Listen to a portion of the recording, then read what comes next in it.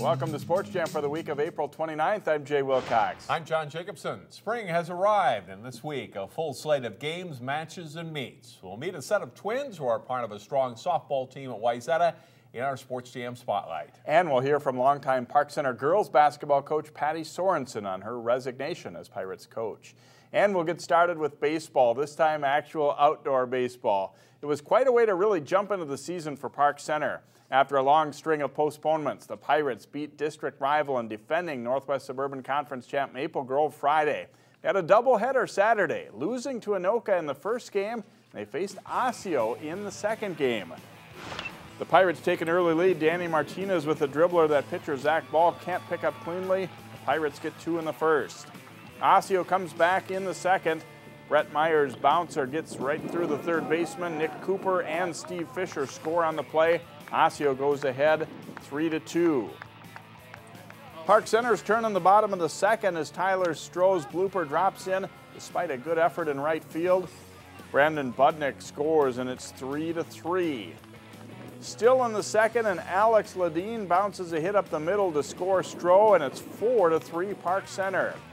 We zip ahead to the seventh, and Budnick, protecting a 5-4 lead, he gets the final out on a comebacker as Park Center beats both district rivals on back-to-back days. Yeah, they're a rival to stay in the conference. It was a tough win, but we got the job done.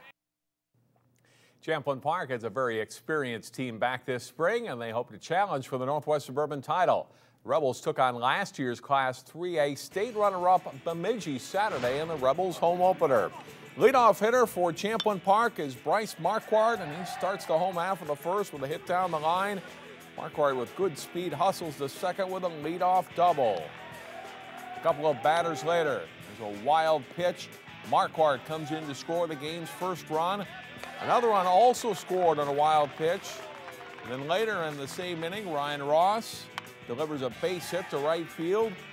Two runners, including Dan Seavers, score, and it's 4-0 Champlin Park after one. Bottom of the second, and Brady Soderstrom grounds to short.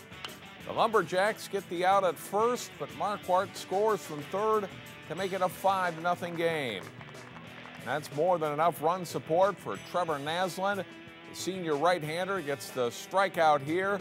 Rebels will get the out at first on a drop third strike. Naslund goes the distance, allowing just 3 hits as Champlin Park shuts out Bemidji 6-0. In boys golf, the Tri-State Invitational is always a highlight of the early season, and it moved from the University of Minnesota's Les Bolstad Golf Course 2 years ago to Brooklyn Park's Edinburgh, USA. The course opened just in time for this year's tournament, and the sign says it all. Wayzata's boys in the tournament again this year. This is the Trojans' Dan Chi teeing off to start his Saturday round. Providence Academy of Plymouth, the only other local school in the field. Paul Stanky is the Lions' top golfer. He shoots rounds of 72 and 80 to finish in a tie for 10th place. Minnetonka's Chris Wingy just misses his birdie putt on the par 5 first hole, and he has to settle for par. But it's a good weekend for the Skippers as they win the 36-hole tournament by 19 shots. After a great approach shot on number 3, Wayzata's Jack Holmgren taps in a short putt for birdie. A pretty good day and weekend for the Trojans. Here are the final team scores. Minnetonka with a score of 604 takes the title in the 20-team tournament. Wayzata finishes second with a score of 623. Chanhassen, Orono, and Bloomington Jefferson round out the top 5. Providence finishes 9th with Rogers in 13th place. Rochester Century's Chris Captain wins medalist honors with rounds of 71 and 68, 5 under par. In softball, Osseo scored 2 wins Friday, beating Armstrong and Park Center. The Orioles tried to keep it going at a tournament on Saturday at Shakopee. Facing the host Sabres, and Osseo's Allison Tolberg pounds a hit to the fence in the top of the second. Ashley Sis scores for a 1-0 Orioles lead. Taylor Bridgman slices a hit to center, a close play on the runner at second, but she's safe. Tolberg scores to make it 2-0. But Shakopee's pretty good. Greta Schlief drives one to the gap in right center. Aubrey Bartlett and Kayla Stark score, and it's a 2-2 game. Still in the second inning, and Elizabeth Bade drills it to the fence in center field. Alex Walker is the second of 2 runners to score, and it's 5-2 Sabres. They keep hitting. In the fourth, Hannah Mendez drives another deep hit to score a run as Shakopee wins 11-4. The Orioles also lost to Spring Lake Park. Maple Grove's the defending softball champion in the Northwest Suburban. Park Center was runner-up in 2012, but the Pirates are rebuilding this spring. Maple Grove hosting Park Center in the opener for both teams on Thursday. Maple Grove goes up early as Brianna Basil draws a bases-loaded walk to score Abby Bunnell. They add another in that first inning to lead 2-0. In the second, Park Center threatens, but MJ Jellison's bunt is fielded by Sydney Smith. She fires to first to get the out, and then they throw behind runner Lauren Torborg for a double play, and it stays 2-0 Crimson. Up 3-0, Maple Grove looks for more as Smith drops a hit into right field. It scores Sammy Sadler for a 4-0 lead. It's part of a big second inning for the Crimson. Still in that second, and Taylor Broughton drives a hit into left center. Jocelyn Rail and Shannon McMurphy score. The lead is up to 6-0 after 2 innings of play. In the third, Sadler slices a well-placed hit just over the third baseman. Bunnell comes in to score to make it 7-0 Maple Grove.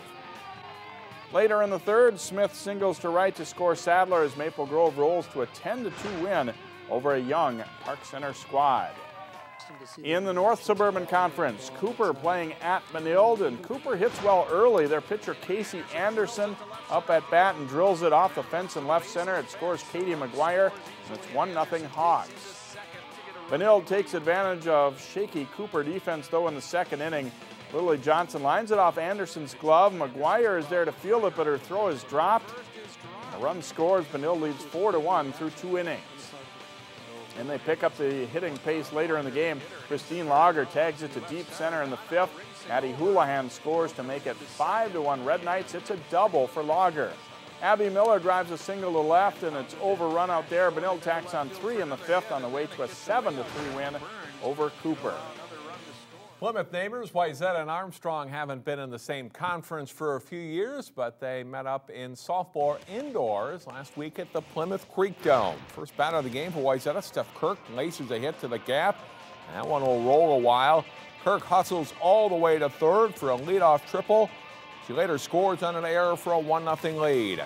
Still in the first, Anna Buell with a base hit to right, scores 2, including Ronnie Angel. The Trojans lead 8-1 after 1 inning.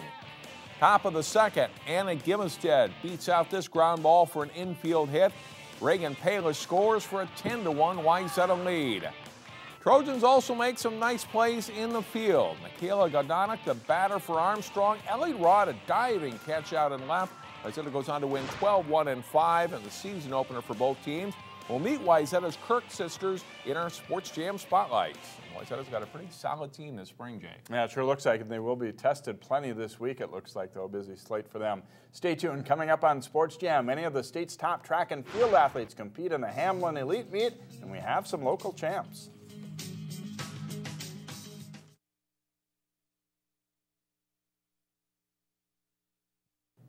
Welcome back to Sports Jam. With the exception of distance runners, even most track and field athletes didn't get outside much until this past week. No easing into the season this year, though. Hamlin University in St. Paul is home to the state track and field meet.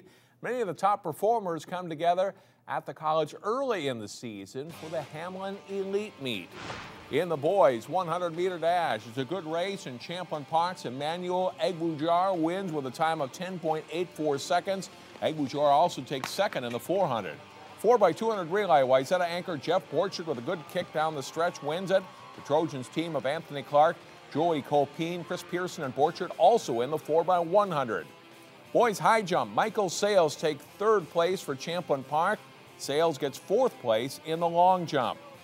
In the boys shot put, Champlain Park's Joe Stevens saves the best for last. He heaves it 55 feet 9 3/4 inches on his last shot, and he wins this shot put.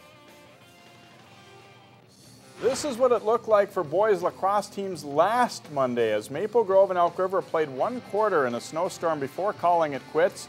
Armstrong and Osseo Park Center, among others, did finish their games that night. Much better weather by Friday as Totino Grace visits Osseo Park Center at Park Center. Grace's number 23, Joe Hegedus, takes the pass and beats the defender to get in close to score. He adds another a short time later, and it's 2-0 Eagles after a quarter. Osseo Park Center responds well, though. Grace goalie Jack Byrne has it chopped away by Ben Schroeder, who feeds Jeremy Nelson alone in front for the goal to make it 2-1. It's Mason Hodla to Boone Almquist for the quick shot and goal. OPC ties the game at 2-2. But Grace picks up the pace again. John Osborne to McConna Burke for a 2-on-1, and Burke sets up David Isaacson for the goal. The Eagles add 2 more after that to lead 5-2 at the half. Third quarter, and Grace starts to pull away. Josh Radenovich picks up speed and lines up the shot before firing it home. That makes it 7-2. The sun doesn't set on Osseo Park Center just yet, though. Their goalie, Mitch Ellingbo, sends it long to Schroeder, who makes the catch in traffic and then turns and goes upfield to score. Osseo Park Center rallies to within 7-5, but it's Totino Grace winning it 8-5. Started out, we didn't have too good of warm-ups, but we came together as a team. Our coaches coached us very well. They're a very hard-working team. Came out and jumped us pretty good, and it was a great game. It always has been. It's a great rivalry. Our coaches have played them. Very hard-working team, and we just came out on top in the end. Wayzata's boys lacrosse team has a lot of early home games as they look to build momentum in late April. The Trojans hosting Edina. Third quarter of this one, Derek Todd slips the Wayzata defender and scores for a 7-4 Hornets lead. The Trojans answer with 2 of their own. Brian Mahu to Max Strecker for the quick shot. It's 7-6 Hornets after 3. And that momentum carries into the fourth when Stecker's low shot gives Wayzata an 8-7 lead. And Alex Sorensen with a nice effort sets up Mahout for the shot and goal. Trojans score 4 straight, and they take a 10-7 lead. Edina does rally back, but Wayzata holds on. Adam Grooms rifles the goal here as the Trojans go on to win 12-11. Armstrong's boys lacrosse team is coming off a solid season in which they tied for the Northwest Suburban Conference title. Youth lacrosse night as the Falcons play host to Coon Rapids. Noah Cowan on the move for Armstrong. He weaves through the Cardinals' defense before unleashing a bullet. That ties the game 1-1. It's 2-2 after 1 quarter. In the second, Christopher Arneson flips the pass to Brendan Kothsambath, who spins by the D and bounces it in. It's 3-2 Falcons. Tied at 4, Cowan takes the pass and smokes the shot up high and in. Armstrong leads it 7-5 at halftime. And they get a little breathing room as Cowan puts another one on the board here. Armstrong gets the only 2 goals of the third quarter. They lead it 9-5. And they control the pace in this one. The pass comes out front to Kothsambath for the goal. So Armstrong takes an 11-6 win to improve to 2-0 in the conference. In boys tennis, Maple Grove's looking to follow up last spring's strong season with another big year. Champlin Park visits the Crimson in each team's opener. At number 1 singles, Zach Adkins serves for Maple Grove to Mikhail Mula. The serve sets up a forehand winner for Adkins, who takes a 6-1, 6-love win for Maple Grove. At second singles, Zach's brother Charlie Adkins in the far court for Maple Grove against Ryan Frederick. Adkins gets to the net and drops a well-placed shot into the corner. He breezes to a 6-love win. To number 1 doubles, Jacob Endres with the serve, and Rory Calabria will get the smash for the Crimson. They beat Andy Hodak and Hunter Frederick in straight sets. Venura with Anwasam serves for the Crimson in the number 2 doubles match, and ultimately his partner Derek Marvin will get the point. They defeat Tucker Lorenzen and Alex Hilly as Maple Grove rolls to a 7-0 win. Maple Grove was part of the field at the Powerhouse Row Invitational at Edina. Class A power Blake wins it, beating Edina in the final. Wayzata beat Maple Grove for a second time in the week in the third place match, although this one was 4-3 after the Trojans won 6-1 in a regular match. Breck beat Mounds View for 5th place. The Robbins PI Division adapted softball team representing Robbinsdale, Hopkins, Mount West Tonka is rolling again. Robbins visiting Osseo, representing all of District 279.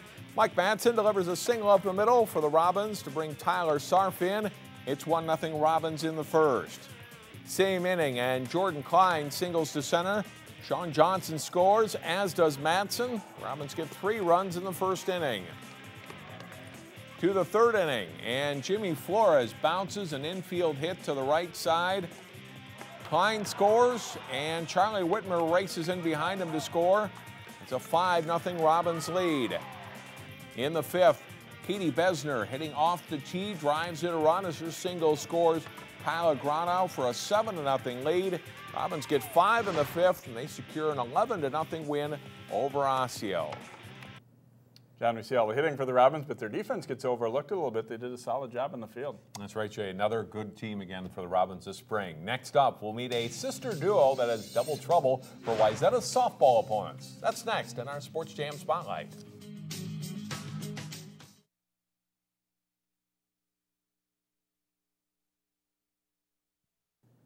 The Wayzata softball team is off to a 2-0 start, and in our first Sports Jam Spotlight of the spring season, Jason Melillo profiles Trojan seniors Alli and Steph Kirk. Twin sisters Alli and Steph Kirk are coming to the end of their time as high school athletes. Definitely a little sad, you know, playing together our whole lives, and it's just kind of going to end. It's really exciting too, because, you know, we've learned from each other growing up, and it's kind of just like, you know, kind of like a grand finale, like doing all the stuff we've learned and like just showing off to each other. Like, it's fun. It's definitely starting to set in now that the season's games are starting, and like, well, we don't have many left, so it's definitely sad. Alli and Steph are both key players on the Wayzata softball team. Steph is the starting center fielder, with Alli a short distance away in right. We definitely have different strong points and weak points for sure. Like her outfielding is pretty much, it's like flawless. Like her form is really well, and then I have more aggressive batter, so it's kind of a trade-off there. The Kirk girls' first love, though, is hockey. They started playing together at the age of 3 and have been on the same teams and usually the same line for all those years. They brought a lot of fire to the team. They're real aggressive players, worked real hard, and you know, they always had that twin rivalry going on. So yeah, you know, we'll definitely miss them. They brought a hard work ethic that, you know, I think some of the other players built off of. Teammates who play together for a long time will talk about having an unspoken connection, and twins often say they can think as one mind. For Alli and Steph, their time on the ice together, coupled with a little twin telepathy, has made them a good combination. I know, like on the ice, like when you're passing, it's like I don't even have to look up. Like I know where she's gonna be. But I mean, that comes with playing with someone forever. Like, I mean, I feel like if I played with like Casey forever, like she plays hockey too. If I played with her forever, we would have that same kind of deal. But Stephanie's like, well, maybe just because we were playing together for so long. No, it's telepathy. We definitely, like, I don't even have to look on the ice. Like, I can just pass to a spot and I know she's going to be there. It happens. They call it Kirk to Kirk, like Kirking the other team. Alli and Steph Kirk are hoping to savor their last high school season together, but it's not the last time they'll be teammates. Alli and Steph will stay together for college, attending and playing hockey at St. Benedict's. It was very important. Hockey means the world to us. I mean, we've always done it, and I couldn't even think about like my life without it. Like, there was no way I wasn't going to play college hockey. And then, I mean, there's no way I'd be able to play without Stephanie either. She's always been there. Like, every team I've been on, she's pretty much been on it. So it wouldn't be the same. It would be, I don't know, less fun in college if we didn't have each other, I guess, because we've been each other's best friends forever. So why would you not go to college with your best friend if we could, you know? Like, I don't know. We have the same interests too, so it's not like we would be going to a college we wouldn't like. Thanks, Jason. It's a busy week for the Trojans with games Monday, Wednesday, and Friday, and a tournament Saturday. When we come back, John talks with Patty Sorensen, who just resigned as girls basketball coach at Park Center.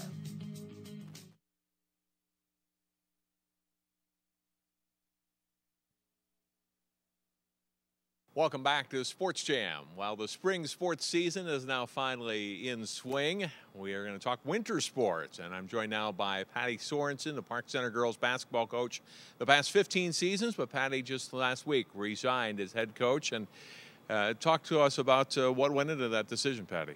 Well, a lot of things have went in. I've been here at Park Center 15 years. It's been a great 15 years. I've now coached high school girls basketball for 25 years. And, you know, it's to a point that I'm looking at some other things I'd like to move on to and accomplish. And I feel I'm too young to say the word retire, but I think I'm at the point where I'm retiring from coaching. I'm still going to teach and be involved in many of the things here at Park Center and continue to go on at that route. You had a chance to coach both of your daughters over the last few years in basketball, your youngest graduating this year. Did that make it easier to step down at this time? You know, maybe a little easier. I've coached basketball, like I said, for a long time, and many years before they came onto this planet, and it was a great experience, something that they and I will be able to treasure all our lives, to have been able to have that experience and work together. Little bit, because now with both of them moving, you know, one's already in college, she's a junior, and another Holly's going to be a freshman. This gives my husband and I time to, hey, if we want to take off and go visit them, we have a little more freedom to do those things now too. Easy decision. I put a lot of thought into it. I love the game and I love the sport, and the kids are great, and it'll be hard to let go of some things, but it's at a good place and a good time right now. Tell me about your favorite memories, either games or moments or teams or players in your 15 years here at Park Center. You know, there's many. You know, I look at the teams that really struggled in the win-loss record, and I looked at how hard they competed, and people would go back and say, man, your team was down by a lot, and they acted, it looked like they were in the game. The kids that just persevered and fought through, awesome memories of those kids that have laid the groundwork to Park Center and building it up to where it is. I remember our first trip to the section finals against Minneapolis South and Taylor Hill, and we were in the game till the end. And you know, obviously the nice trips of getting to the section final the last 3 years too. Those are all great memories, and obviously I'll cherish the memories of coaching my own daughters and some of their friends along the way too. You've been involved with the State Coaches Association and the All-Star Game here the last several years. How much have you enjoyed that work outside of just being in the Park Center gym here? That has been super exciting to meet and work with some of the other coaches in the state, to be able to experience the top senior athletes in each class, to work with them and be able to put together a weekend where they can come and enjoy, and we can celebrate their successes and send them on to college after that experience. Met a lot of amazing people through being involved in the Coaches Association, and you know, it's always fun to sit down and talk X's and O's with them. We always do some of that, and just some great friends through that process throughout the state. So to me, it's been awesome in order to create many memories outside of what's happened here at Park Center. Patty, thanks for joining us. Thank you very much. Patty Sorensen, girls basketball coach of the last 15 years here at Park Center, stepping down now after this past season. We'll take a break, and we'll wrap up Sports Jam after this timeout. Follow 12 Sports replays and live events on Twitter, Facebook, and live stream. Watch your favorite high school athletes performing live on your computer or mobile device. Link to us on 12.tv.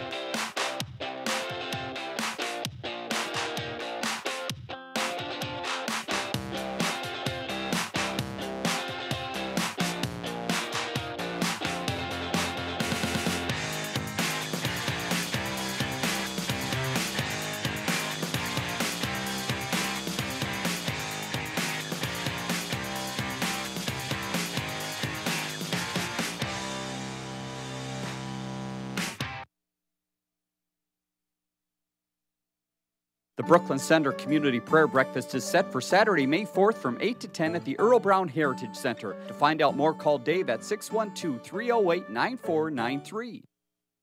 It's time to celebrate Golden Valley at the annual Golden Valley Days on Saturday, May 18th. Find out more at 12.tv by clicking on In the Community. Our game of the week is a Northwest Suburban baseball battle between Armstrong and Champlin Park Thursday, weather permitting, of course. You can watch the game live on the web on live stream through our website at 12.tv. Watch the replays on Channel 12 Friday at 8:30 and 11 p.m. And that will do it for this week's show. Teams are finally getting some games in. Let's hope later this week the rain won't wash away too many. We'll see you next time here on Sports Jam.